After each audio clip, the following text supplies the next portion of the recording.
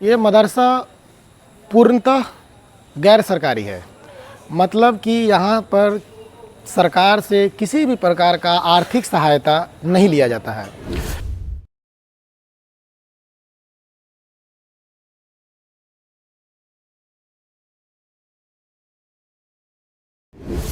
तो उन उस्ताद की सैलरी तनख्वाह क्या होती है? देखिए, ये आपका सवाल बड़ा अच्छा सवाल है और हम सोचते हैं कि इस तरह का सवाल अगर हो भी सकता है और नहीं भी हो सकता है, लेकिन किए चलिए खुशी की बात है। चूँकि हम इस बात पर भी अल्लाह का लाख लाख शुक्र अदा करते हैं कि जिस तरीके से प्राइवेट इदारे में, प्राइवेट मदरसा हो, स्कूल हो, कॉलेज हो, तो इतनी तनख्वाह यहाँ दी जाती है कि हर टीचर की तनख्वाह 15, 16, 17, 18, 20, 22 इस तरह की तनख्वाह है। मेरे ख्याल से 13, 14 से तनख्वाह किसी की कम नहीं हो, किसी भी स्टाफ की 14 तनख्वाह कम नहीं होगी। तो ये अल्लाह का लाख शुक्र है। यहाँ के मुंतज़िमीन का भी हम शुक्रिया अदा करते हैं, यहाँ के मुहिब्बीन अराकीन जो इस मदरसा के इंतज़ामिया कमेटी है उसका भी शुक्र अदा करते हैं। बहुत जगहों पर मैं जानता हूँ कि मौलाना साहब की जो तनख्वाह होती है वो 7 से 8 हज़ार, और इस पर कोई आवाज़ उठाने वाली नहीं है। आप इसलिए शुक्रिया अदा कर रहे हैं क्योंकि आपको 13-14 मिनिमम मिल जाता है और आपने बताया कि 22 तक जाता है। लेकिन उन लोगों के लिए कौन आवाज़ उठाएंगे जिनकी तनख्वाह 7-8 हज़ार रुपये है, और वो अपने बच्चों की कैसी परवरिश कर पाएंगे 7-8 हज़ार में, इतनी महंगाई के ज़माने में। और दूसरी बात ये है, इस पर मैं देखा हूँ क्योंकि ये बरेली जमात से बिलोंग करता है ये, तो मैं देखा हूँ कि पीर साहब की गाड़ियाँ जो होती है या उनका बंगला जो होता है या उनके बच्चे जो होते हैं वो अधिकतर विदेशों में पढ़ते हैं।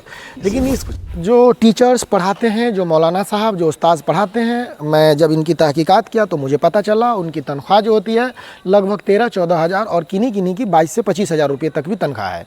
लेकिन सवाल ये है कि देश में जो मौलवी साहब पढ़ाते हैं उनकी, और इमाम साहब जो मस्जिद में होते हैं उनकी तनख्वाह कहीं पर 7 हज़ार, कहीं पर 8 हज़ार, बहुत शायद ही ऐसी कहीं जगह है जहाँ पर 10 हज़ार तनख्वाह होती है। फिर उसकी ज़िम्मेदारी किनको है? ये एक बरेली जमात से इदारा बिलोंग करता है। मैं आपको बताऊं कि जो पीर साहब को अधिकतर देखा गया है कि वो कुछ ही दिन साइकिल से और कुछ दिन मोटरसाइकिल से और कुछ ही दिन के बाद वो बड़ी बड़ी गाड़ियाँ खरीदते हैं, जैसे कि स्कॉर्पियो, फॉर्चूनर पर घूमते हैं।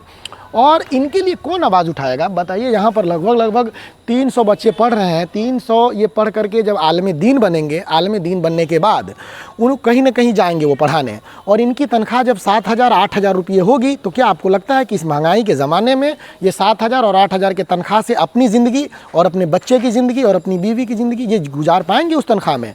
इनके लिए आवाज़ उठाने वाला कोई नहीं है, कोई बोलने वाला नहीं ना। तो ये समाज भी इस पर बात उठा रहे हैं कि भाई मेरे जो इमाम साहब हैं उनकी तनख्वाह इतनी कम क्यों है?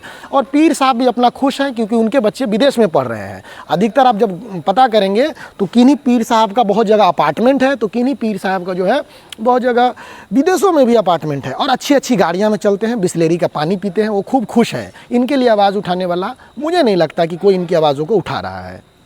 अब वो क्या नाम हुआ आपका? चलो, क्या नाम हुआ आपका? मोहम्मद अहमद रज़ा। क्या आप कौन सी दर्जे में पढ़ रहे हैं आप? हिफ्ज़ कर रहे हैं। हाफिज़ पढ़ करके फिर आगे क्या करना है? आगे अंग्रेज़ी लाइन पढ़ना है। अंग्रेज़ी लाइन? जी। अच्छा, अंग्रेज़ी लाइन में जाएंगे जी। फिर उसके बाद क्या सोचे हैं, क्या सपना है मन में? उसके बाद ये बनना है, क्या? मास्टर मास्टर बनना है? अच्छा, बहुत अच्छा। चलिए।